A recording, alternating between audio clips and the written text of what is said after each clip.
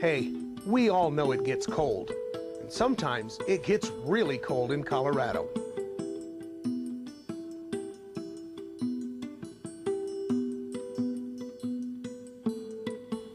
And while a lot of folks like to hunker down and want to stay inside, there are the true winter sportsmen and that angler that says, heck with the cold, the snow, and the ice.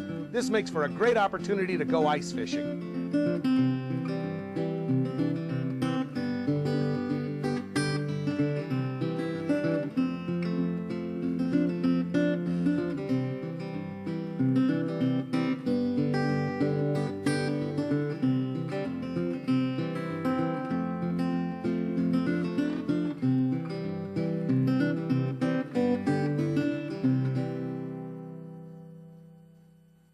Hello everybody, Andy Lightbody, Rocky Mountain Television, Outdoor Adventures. Well, joining us today is TJ from Gene Taylor Sporting Goods, also from the now and newest Gunnison Sports Outfitters, which is a new guide service that's working here in the Gunnison River Territory. They're going to be doing fishing, eventually they're going to be doing big game hunting, they're also going to be doing some open water boating, so they're going to control a lot down here on the Blue Mesa Reservoir. TJ, today, obviously we still need this because we don't have any open water. That's right. What are we going to do? Well, we're going to probably poke a few holes through the ice and see what depth we're at and put down the fish finder and see if we're graphing any fish and, you know, kind of go from there and see if we can't find something and drop a few jigs down there with some mealworms and hopefully hook into some fish. What could we expect to catch today? Oh, well, there's browns, rainbows, there's perch. Some guys have been catching perch over here. And who knows, we might even get into a nice lake or so far. The biggest one I've heard of caught this year, this ice fishing season, has been over here. It was 41 inches. Now we're down here on the kind of the tip of the Iola boat ramp in the Iola Basin. She caught that. It was a lady, wasn't it? No, it was actually a man. I guess he was out here all by himself fishing on the day of the tournament, and he actually wasn't entered in the tournament, and he caught it on 8-pound test. Did he want to commit suicide after that? I think he was probably pretty upset from what I heard.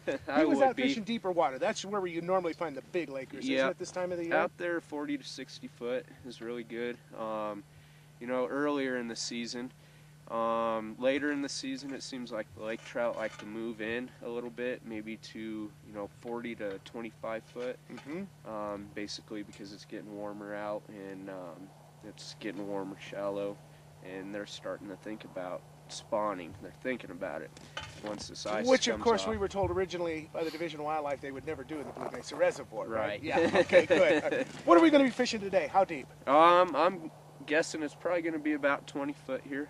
Okay. 25 foot, which is prime spot for rainbows, browns, your perch.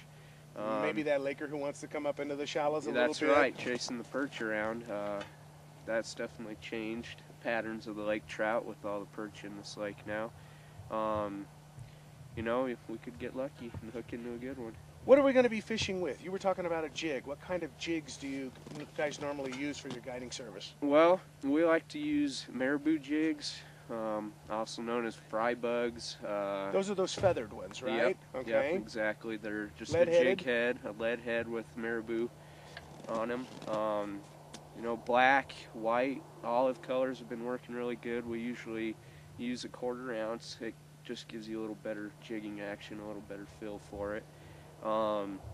We also like to use little glow jigs like rat finkies, ratsos, anywhere from an actual glow color to a chartreuse glow color to a red glow color. It all kind of depends on the day. Even sometimes little black jigs work really well. Now, you don't just fish the jig. You tip it off with a mealworm. With a mealworm? Or a waxworm. And also some people use earthworms, salmon eggs.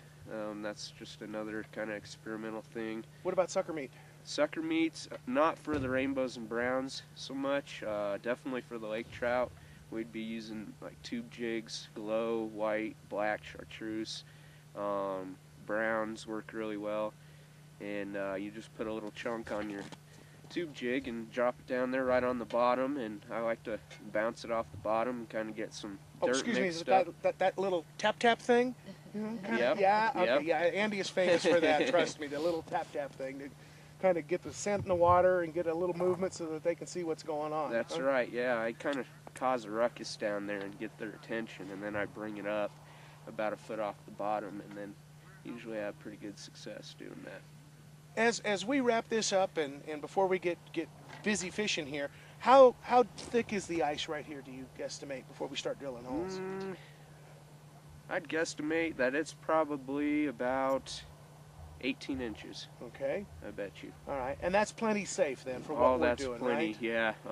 They say that 5 inches can hold a semi-truck, so we're plenty safe out here. It's safe for snowmobiles and four-wheelers. We can't bring vehicles out on the Blue Mesa, but snowmobiles, four-wheelers, they do the job, definitely. Okay. They get you around. All right, now if people want more information about the guiding service, you guys have a website, or they can just stop in to Gene Taylor's. Correct. Right in Gunnison. Yep. And the address there is? 201 West Tamichi. And the phone number? It's 970-641-1845. All right, on that happy note, with TJ and with the rest of the crew, Rocky Mountain Television, and a few of the others that are still out behind us here, hopefully we're going to catch some fish today.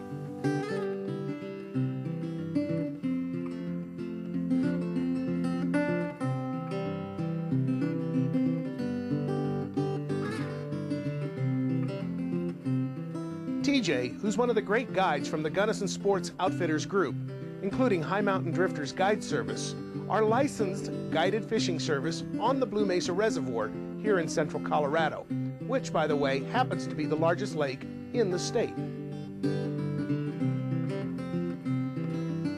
Hire them to handle your trip, and everything that's needed is provided. Gear, tackle, power augers, huts, bait, and lots of good ice fishing advice. Once the holes are cut and scooped ice-free, it's time to rig up and start fishing. Drop down near the bottom, the bait is jigged and bounced up and down. And yes, for those of you that remember our last ice fishing show, that is that thing called the tap thing. Ice fishing can be a real hit and miss proposition. In plainer words, you can't see through the ice to know if you're fishing on or near any underwater structure. So a fish finder can be an angler's best friend. And it takes a lot of the guesswork out of it in making it more of a hit than a miss proposition. Well, we're going to drop the fish finder down and see what kind of depth we're at and what kind of structure we're looking at. Also maybe see if there's some fish down there. I'm using Eagle Electronics. Right here it's the Fishmark 320. It's their portable fish finder. You can use it ice fishing. You can put it anywhere on your boat. Comes with a suction cup where you can just slap it on the side of your boat, in the front of your boat, whatever. It can be right by you at all times in the boat. It also works really great for ice fishing. It's got some special ice fishing features. I can make it really sensitive to where we can watch our jigs and kind of watch the fish and see what they're doing, see where they're moving, see where the jigs are. This rig here basically is just a home setup that I kind of rigged to mount the transducer so it sits level like it's supposed to and it shoots down, you know, and it's not moving a lot. And just basically so it's down under the ice, I just put it on a piece of 1x1 here and drilled a couple holes in it, and I use the arrows as support so it doesn't fall through, holds it right in place. We'll put it down there and see what's going on.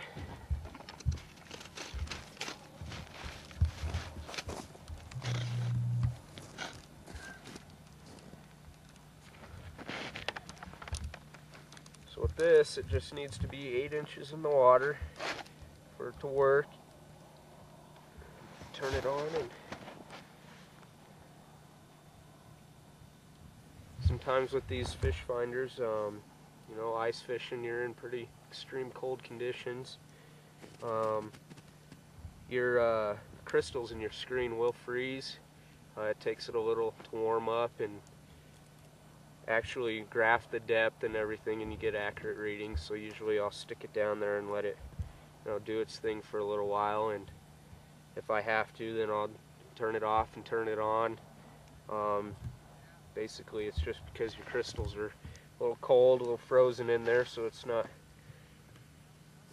showing what it needs to.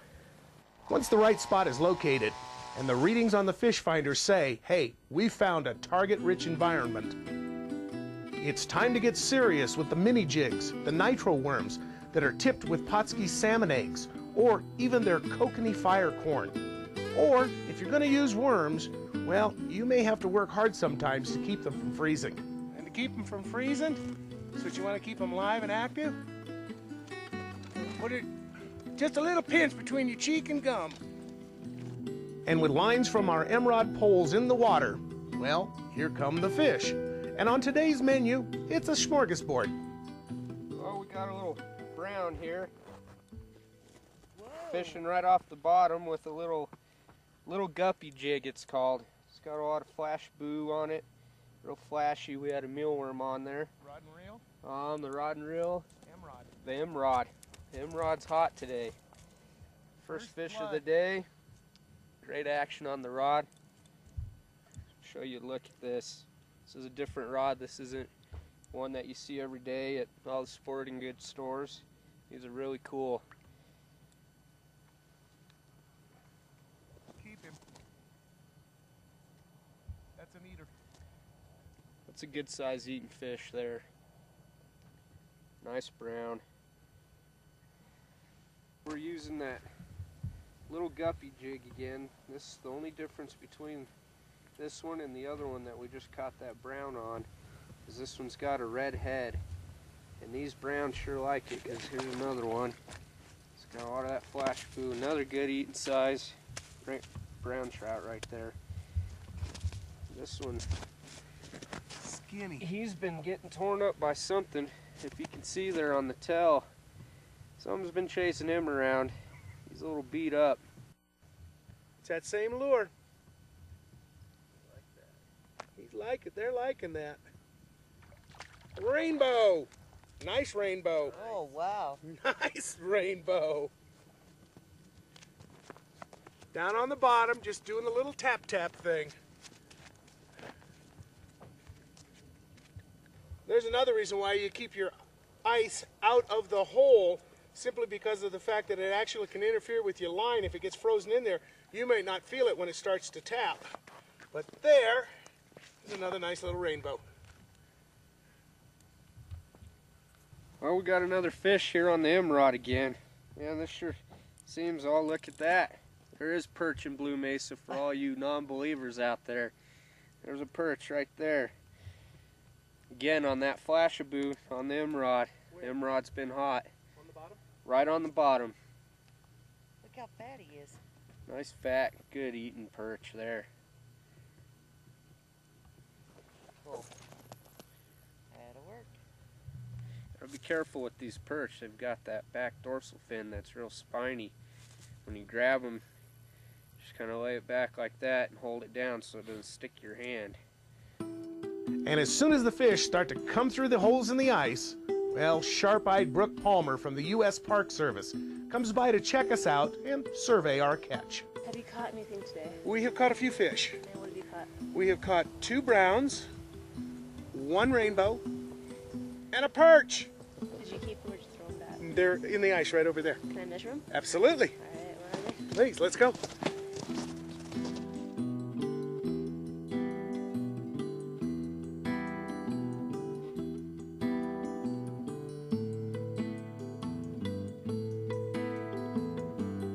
Great ice fishing awaits anglers willing to get out and do it. Or simply hire the Gunnison Sports Outfitters and the High Mountain Drifters Guide Service that are located at the Gene Taylor Sporting Goods store right here in Gunnison.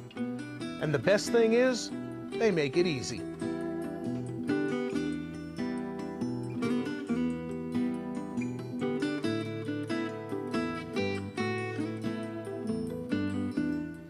From a safety standpoint, always make sure that there's at least a good 8 inches of ice or more. Bring your favorite chair, some snacks, lots of sunscreen, and then kick back, relax, and enjoy the almost deafening silence of the Blue Mesa Reservoir in the winter, which simply adds another dimension to why many of us consider this living at the edge of paradise.